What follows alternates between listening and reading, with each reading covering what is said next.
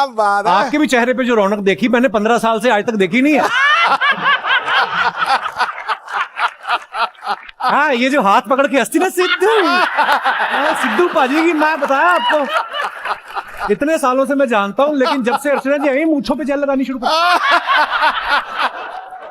आपको तो पता ही होगा पॉडकास्ट क्या होता है। इसमें से एक सवाल करता है, सामने वाला जवाब देता है। हाँ, और सवाल जवाब तो परमीत के साथ रोज करती हूँ मैं। नहीं, वो टॉर्चर होता है। पॉडकास्ट ये होता है कि अगर सामने वाला जवाब नहीं भी दे तो उसकी पिटाई नहीं होती। वो जो आप करती वो अलग है। गुरु जो पीछे से फर्स्ट आए उसे लास्ट कहते हैं। धमाके को इंग्लिश में ब्लास्ट कहते हैं।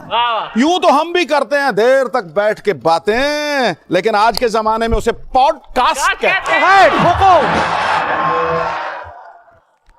नहीं, ये सारी बात आप उधर करके कर रहे हो, वो मैडम भी आपको बड़ा देख रही हैं। आप दोनों का अलग ही शो चल रहा है कोई। सिद्धू जी हैंडसम मैन है ना मैडम? अच्छा देख लो, मैंने किसी का नाम नहीं लिया, मैंने कहा उधर एक महिला बेटी वो खुद ही खड़ी होगी। बहुत बहुत स्वागत है आपका। आप अगर ध्यान से देखें तो कुर्ता इन्होंने व्हाइट कलर का पहना हुआ है, ये चेहरे पे हरियाली आई हुई है। मैं क्या आपकी 10 उंगलियां घी में है महाराज। 10 उंगलियां घी में मेरी है और मुंह में मोतीचूर के लड्डू इसके हैं। चलो अपनी बातें बाद में करते रहते, इनका भी काम कर लें जिनसे पैसे लिए हैं। देखा जाए तो पॉडकास्ट की दिवाली आई हुई है। आजकल के पॉडकास्ट ना बड़े कैजुअल हो गए हैं, मतलब निक्कर विक्कर में बैठ जाते हैं आराम से। इनकी एक बात की तारीफ करनी होगी, ये 2 आदमी बैठे आपस में 5-5 घंटे बात कर लेते हैं, बोर भी नहीं होते। नहीं तो 2 आदमी पीने में बैठे वो भी 3 घंटे में उठ जाते हैं, या ज्यादा से ज्यादा 3.5 घंटे में लुढ़क जाते हैं। ये लगे रहते हैं। हैट्स ऑफ, ये कमाल है। ये पॉडकास्ट नाम आज आया, हमारी पुरानी गांव खेड़ों की महिलाएं देख लो, मेरी अपनी माँ, कोई मिल जाए सही बात करने वाला, रास्ते में जाते जाते थैला पकड़ा देगा, बेटा बात सुन, ये थैला पकड़ेगा घर तक छोड़ देगा। लड़के ने थैला पकड़िए, चलते चलते पॉडकास्ट शुरू। बेटा क्या नाम है तुम्हारा? माता जी सुरेश। पढ़ाई हो गई बेटा? हाँ अम्मा वो तो कब की हो गई। नौकरी लग गई? नहीं अम्मा नौकरी तो नहीं लगी। तो घर बड़ा होगा, किराए पे दिया होगा? ना अम्मा घर तो एक ही कमरे का है। 4 पाइयां तो 2 होंगी? नहीं अम्मा एक ही है, उस पे बाबूजी सोते हैं। तो बेटा बेटी कौन देगा? अम्मा आप देखो कोई। बेटा ये जो थैला घर तक छोड़ने आया, इसका एक टमाटर ले और निकल। बकवास करता है, घर में एक 4 पाई और बहू ढूंढ रहा है। तेरा बाप भी ब्याह के लाया होगा, तेरी अम्मा को कहीं तो सुलाया होगा। Please welcome mister Saurabh Dwivedi, mister Raj Shamani, mister संदेश भाटिया और मिसिस काम्या जानी।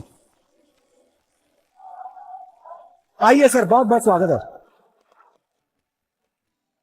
मैंने देखा सुनील शेट्टी साहब, अन्ना हमारे, मेरा बड़ा प्यार है उनके साथ। वो भी जब आपके शो में आप इंट्रो तो इतना प्यारा देते ना भाई, तो उन्होंने शुरू किया कि मैं आपको एक कहानी सुनाता हूँ। एक शहर कानपुर के पास, सिनेमा हॉल का नाम लिया। अन्ना की आंख में आंसू आ गया था। हाँ नहीं, सुनील शेट्टी बाद में घर गए, उन्होंने अपनी वाइफ से कहा यार मैंने 40 साल इंडस्ट्री में काम किया, उसने मेरा 80 साल का गिना दिया। तो ये स्किल होता है भाई, ये ब्लेस्ड हो आप, इतना प्यारा बोलते हो।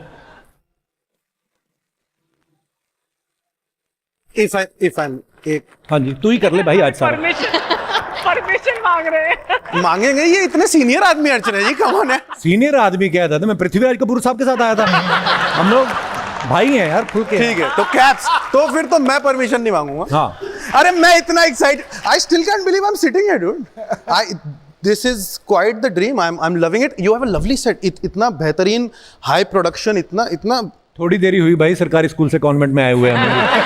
पहले ऐसा नहीं था, ये धीरे धीरे धीरे धीरे करके रेंगते रेंगते ही पहुंचे हैं। कल मैं सोच रहा था आपकी जर्नी के बारे में, तो आपको जो इतने साल मुंबई में हो गए हैं और इतना नाम शोहरत आपने कमाया है, मतलब if you to talk about what are you learning now, और what was your latest learning, आप क्या बोलोगे?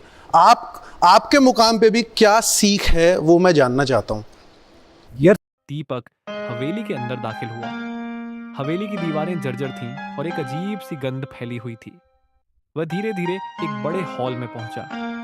हॉल के बीचों बीच एक पुरानी कुर्सी रखी थी जो अपने आप हिल रही थी। दीपक के कदम ठिठक गए। उसने सोचा कि शायद हवा चल रही होगी, लेकिन खिड़कियां बंद थीं। तभी एक ठंडी हवा का झोंका उसकी गर्दन से गुजरा। दीपक ने पीछे मुड़कर देखा, लेकिन कोई नहीं था। अचानक एक औरत की धीमी हंसी पूरे हॉल में गूंजने लगी। उसकी टॉर्च की रोशनी छपकने लगी और सामने दीवार पर खून से लिखा दिखा, भागो नहीं तो मरोगे। दीपक का दिल जोर से धड़कने लगा। वह पलटकर भागने की कोशिश कर रहा था, लेकिन दरवाजे अपने आप बंद हो गए। तभी एक परछाई ने उसका रास्ता रोक लिया। वह औरत सफेद साड़ी में थी, उसकी आंखें खून जैसी लाल। दीपक के मुंह से चीख निकलने वाली थी कि सब कुछ काले धुएं में बदल गया। अगली सुबह हवेली के पास दीपक का जूता मिला, लेकिन वह कभी वापस नहीं आया। गांव वालों ने फिर से कहना शुरू कर दिया, हवेली में रात बिताने की गलती मत करना। क्या हुआ दीपक के साथ, यह रहस्य कभी सुलझ नहीं सका।